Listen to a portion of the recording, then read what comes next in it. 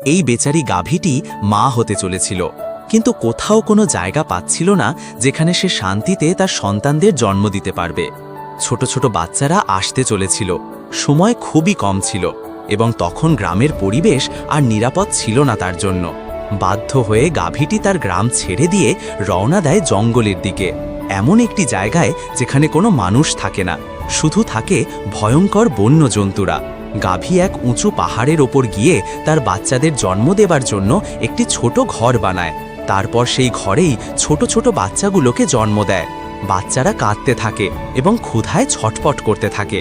মা মা ডাকতে শুরু করে, কিন্তু গাভীর কাছে খাবার কিছুই ছিল না। গাভীটি ছিল খুবই দুর্বল, তবুও সে তার সন্তানদের জন্য খাবার খুঁজতে বেরিয়ে পড়ে। তখন হঠাৎ করে জঙ্গলের এক ভয়ঙ্কর সিংহ তার উপর আক্রমণ করে। বেচারি গাভী মারা যায়।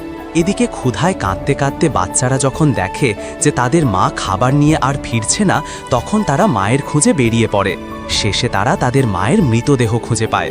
তখন এক বাচ্চারা মায়ের পাশে দাঁড়িয়ে বলে, মা ওঠো না, আমরা তো এখনো কিছু খাইনি।